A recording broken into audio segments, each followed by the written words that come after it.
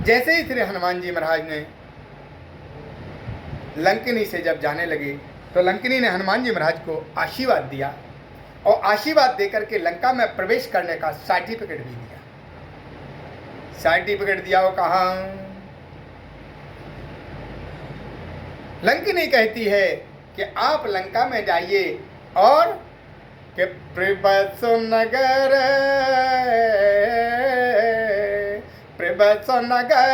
की जय सब काजा, हृदय राख कौशलपुर राजा, गरल सुधारी पुकारिय मिताई, गोपद सिंधयनल तेलाई।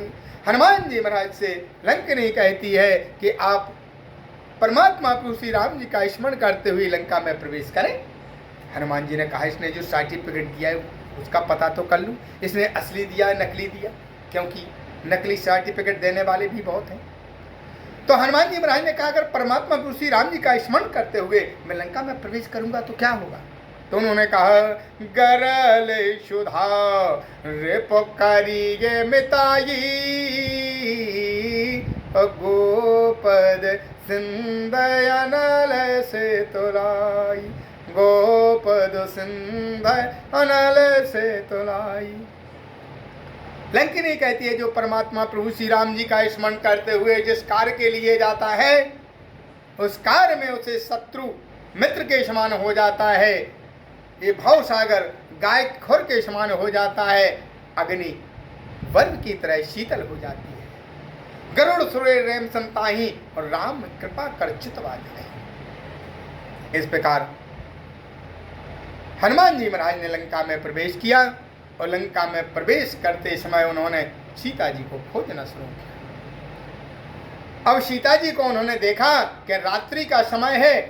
भाई संपाति ने तो बताया था अशोक वाटिका में बैठी हुई है, लेकिन वो दिन का वक्त था जिस समय संपाति ने बताया था कि माता सीता वो बैठी अशोक के वृक्ष के नीचे अशोक वाटिका में बैठी।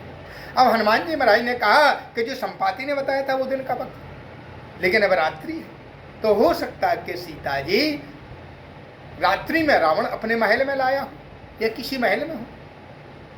तो मंदिर मंदिर कर प्रीति शोधा, देख रहता है अगणित जोधा। श्री हनुमान जी महाराज ने मंदिर मंदिर कर प्रीति शोधा, यहाँ मानसकार ने लंका के हर भवन को मंदिर। क्यों?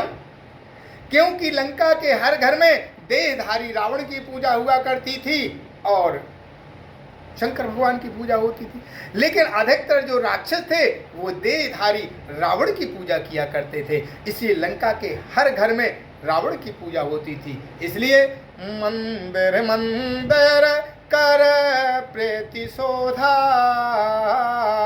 और देखे जह तह अगणित जोधा। श्री हनुमान जी महाराज ने जैसे लंका में प्रवेश किया, हर घर में हर महल में सीता जी को देखा, अनेक बड़े बड़े निशाचर लेटे हुए। इस प्रकार सीता जी को देखते देखते हनुमान जी महाराज जब थक जाते हैं, कहाँ जाए? तो गया वो दशानन मंदिर माही, गया वो दशानन मंदिर माही, शोभा कछु कह जाते सुनाई। जाकर के रावण के महल में हनुमान जी महाराज ने प्रवेश किया, देखा कि रावण का महल बड़ा विचित्र और बड़ा सुंदर बना हुआ है।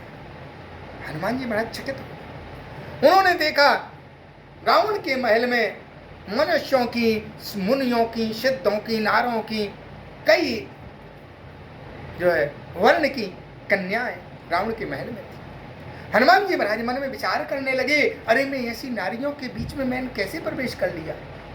मन में चिंतन करने लगे कि मेरा मन का भाव शुद्ध है, क्योंकि बंधन और मोक्ष का कारण मन ही होता है, पाप और पुण्य का देने वाला मन ही होता है।